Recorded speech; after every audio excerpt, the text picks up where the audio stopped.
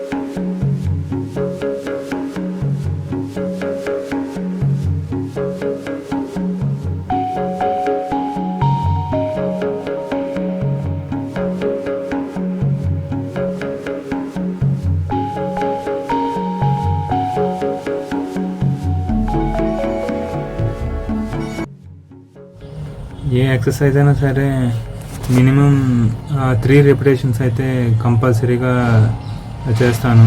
ఎవరైనా కూడా minimum 3 repetitions అయితే మంచిగా పర్ఫామ్ చేయాలి. అప్పుడే ఆ సెట్ ఎఫెక్ట్ అనేది పర్టికులర్ పార్ట్ మీద ఇంపాక్ట్ అయితే ఎఫెక్టివ్గా ఉంటుంది.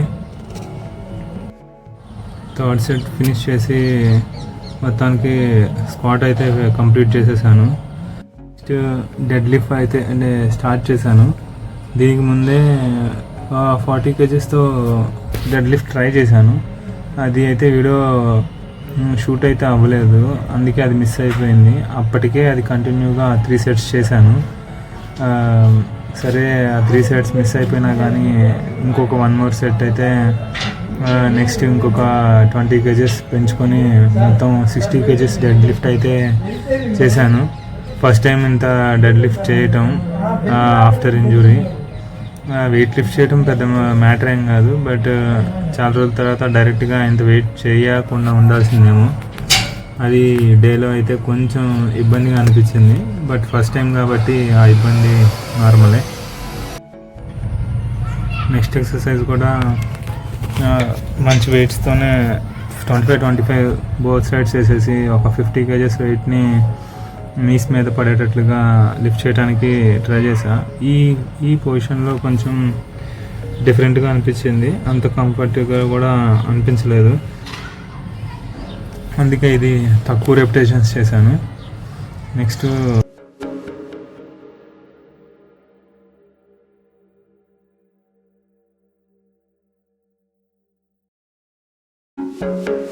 సేమ్ వెయిట్తో సేమ్ ఎక్విప్మెంట్ మీద జస్ట్ పొజిషన్ మాత్రం చేంజ్ చేసి సేమ్ ఫామ్లో 10 repetitions అయితే చేయటం స్టార్ట్ చేశాను.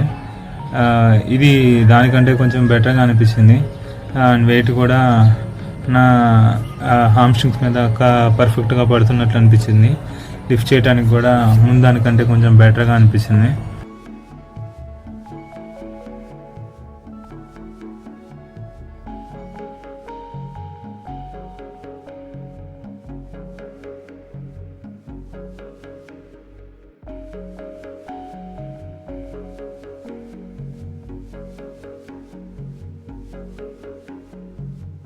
అలా ఈ వర్కౌట్ కూడా 3 రెపిటేషన్స్ కంప్లీట్ చేసి నెక్స్ట్ వర్కౌట్కి అయితే సేమ్ 25 వెయిట్స్ అయితే పెంచుకొని మొత్తం 50 kgs వెయిట్తో లెగ్ రైజెస్కి అయితే ఎక్విప్మెంట్ని రెడీ చేశాను.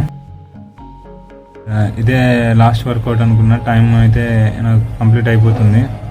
ఈ ఎక్విప్మెంట్ మీద సేమ్ ఇదే వెయిట్తో లెగ్స్ మీద ఎఫెక్ట్ అయితే మంచిగా పడుతుంది.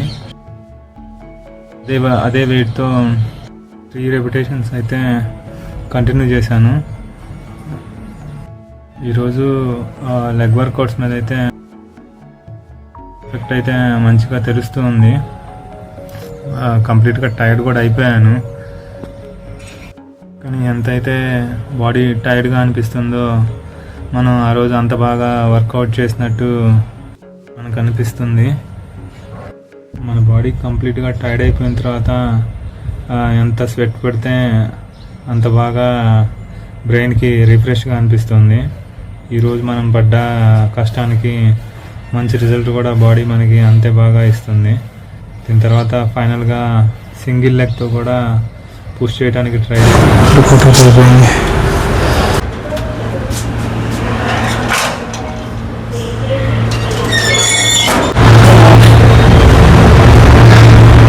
వర్కౌట్ అయితే కంప్లీట్ చేసేసాను. లెగ్ వర్కౌట్ కాబట్టి అంటే తక్కువ టైంలోనే ఎక్కువ చేయడానికి అనిపిస్తుంది. బట్ దెన్ సూపర్గా ఉంది. క్లాస్ దాన్ని ఫాస్ట్గా వెళ్ళిపోదాం. నైట్ సోక్ చేసిన బాదం అండ్ సన్ఫ్లవర్, అంజీర్, pumpkin seeds and dry dates అన్నిటినీ పోస్ట్ వర్కౌట్లో మిక్స్ చేసేసి షేక్గా ప్రిపేర్ చేసుకొని పోస్ట్ వర్కౌట్లో తినేసేసాను. టేస్ట్ అయితే ఓకేగా ఉంది. అన్ని డ్రై ఫ్రూట్స్ కాబట్టి ఓకే తినొచ్చు. అంజీర్ అండ్ డ్రై డేట్స్ వల్ల అంత బెటర్గా టేస్ట్ అయితే అంతేం తెలియట్లేదు. బట్ కానీ ఓకే, హెల్త్ కోసం కాబట్టి కొంచెం అటు ఇటుగా ఉన్నా కానీ తినేయచ్చు. అలా నా పోస్ట్ వర్కౌట్ మీల్ అయితే ఫినిష్ చేసుకొని క్లాస్కి అయితే స్టార్ట్ అయిపోయి వచ్చేసాను. Thank you so much for watching my videos. Please subscribe to support my channel. Thank you so much.